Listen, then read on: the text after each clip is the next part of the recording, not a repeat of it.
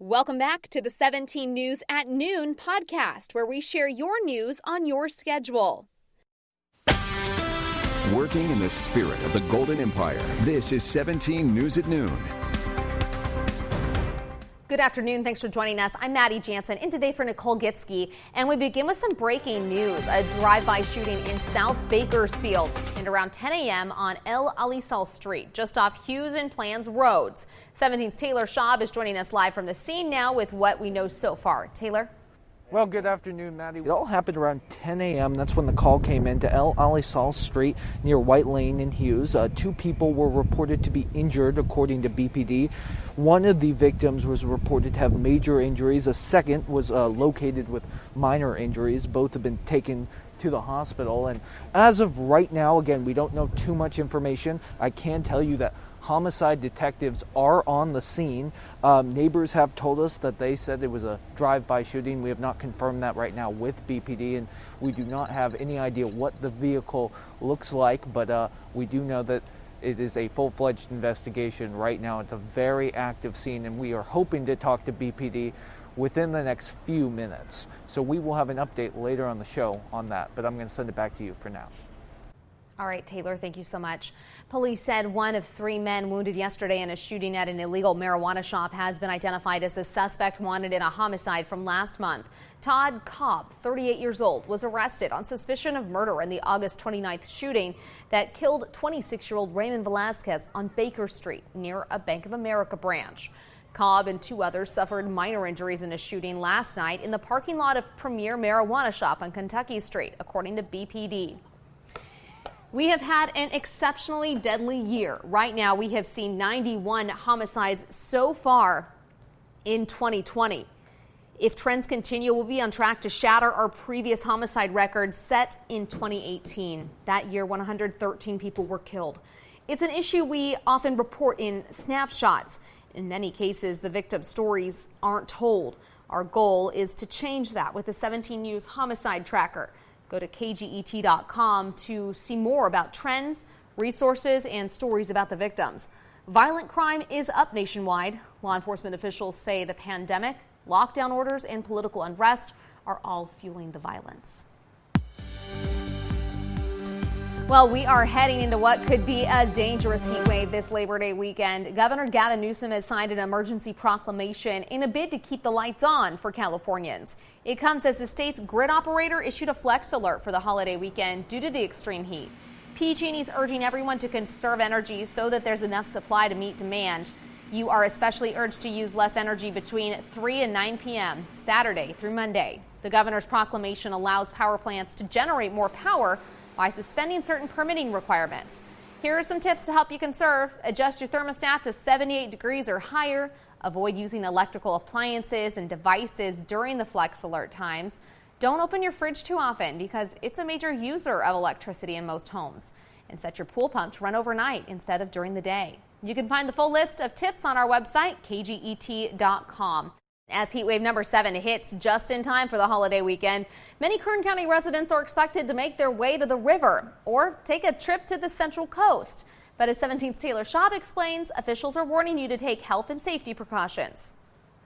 As the temperature soars past 105 this holiday weekend, Kern County residents will no doubt look to beat the heat any way they can. A concern for neighboring counties like San Luis Obispo, who saw a spike in cases after both Memorial Day and the 4th of July. We did see a small spike after Memorial Day weekend, and we did see a small spike again after July 4th weekend.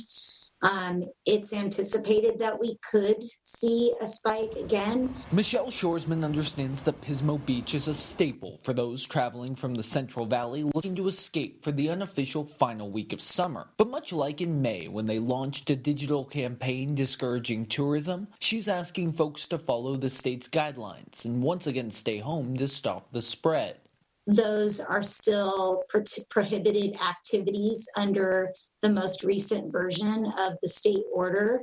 That warning didn't stop hundreds from hopping on Highway 166 during Memorial Day weekend, including Kern County resident Josh Vera, who strongly disagreed with that stance back then. I think everybody's just trying to have fun. Everybody's tired of being home. I feel like people should just have fun. Like, there's no reason to stop everything you're doing just because of you hear something on the news or like the government says something. There is still a concern for those staying within county lines. KCSO fears that the 178 will be packed with people making their way to the Kern River, where we've already seen multiple drownings this year. We encourage people to not go in the river if they don't know how to swim or if they don't have a life jacket. Zach Biddle, a sergeant with KCSO's search and rescue crew, says they'll be fully staffed for the holiday. And we do not encourage people to do anything that's going to put themselves in danger, because then our search and rescue volunteers have to be deployed, and they're all volunteers, and they go out and risk their life or somebody who maybe made a poor decision near the river. So regardless of your plans for the long weekend, these local agencies are just asking you to stay safe. And remember, we're in the midst of a pandemic. And we want to note that despite the warning, San Luis Obispo County health officials say they will not be closing beaches or limiting hotel capacity this weekend. Meantime, the California Highway Patrol says Labor Day weekend is a maximum enforcement period. That means more officers on the roads looking for drunk drivers, people distracted behind the wheel, and people not wearing their seatbelts. Last year during the Labor Day holiday weekend, 45 people were killed in crashes across California. CHP made more than 1,000 DUI arrests during the 78-hour enforcement period last year.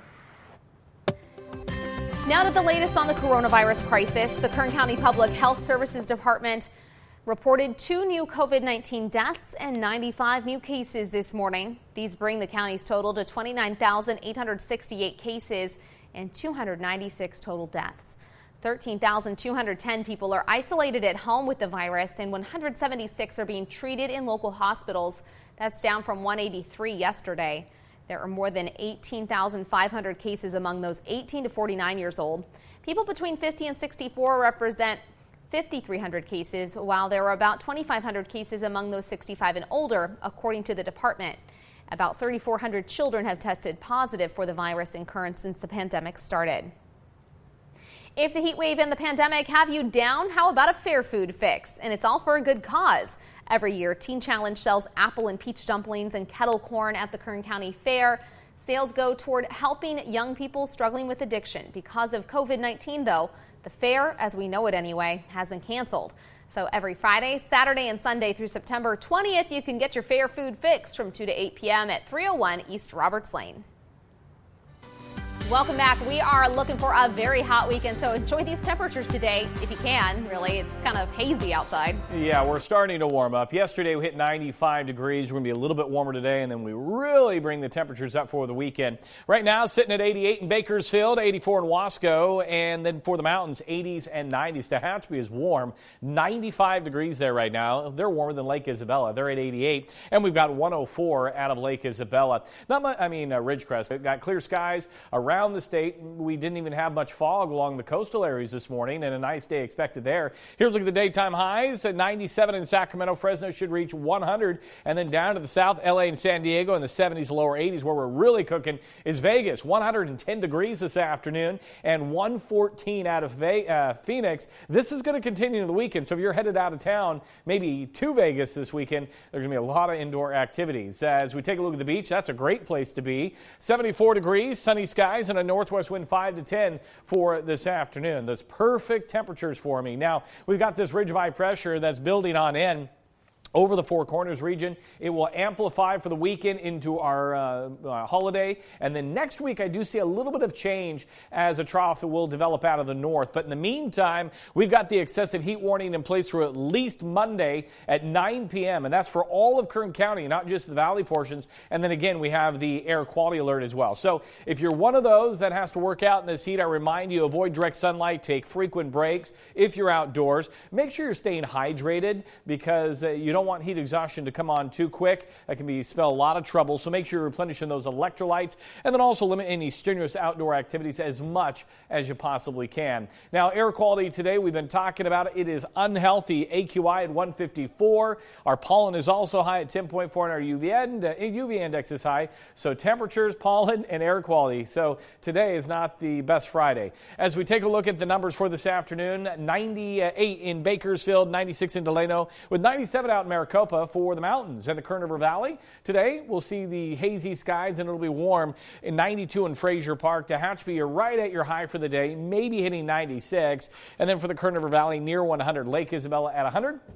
And then out in the desert, we really see the heat into Ridgecrest. They're looking at 110 today and 105 in Mojave. Here's your extended forecast, and you can see tomorrow 104. We peak on Sunday at 108, and then next week there is some relief in sight by Thursday. Yeah, we have to wait a little bit when we'll be right near 99. As we take a look at the mountain forecast, upper 90s for your weekend, Monday 95, and then we're back into the 80s next Wednesday, Thursday. So yes, even the mountains near 100. As we take a look at the Kern River Valley forecast, peaking on Sunday at 107, and then 90s return Wednesday, Thursday. So while you think the valley's hot, you might think, hey, escape to the mountains, Maddie. Yeah, it's going to be hot up there, too. You're going to be hot, It's hot The everywhere, beaches are the like. only place where you can get away from the heat. 70s, 80s for the weekend. Southern beaches, though, are going to be very hot. Very, very hot. Yes. All right, thanks, Kev. In your Business Watch, 1.37 million jobs added to the payroll in August, according to the Labor Department. That sends the unemployment rate tumbling to 8.4%. These numbers beat Wall Street expectations, setting Dow futures higher heading into the open. Government hiring accounted for about a quarter of the new jobs in August, with most of them coming from hiring census workers. Other sectors showing signs of robust improvements were retail and hospitality, the hardest hit sector during the pandemic. Analysts say these numbers show that the economy is heading in the right direction, but they say it will take a while for things to look like they did before the pandemic hit.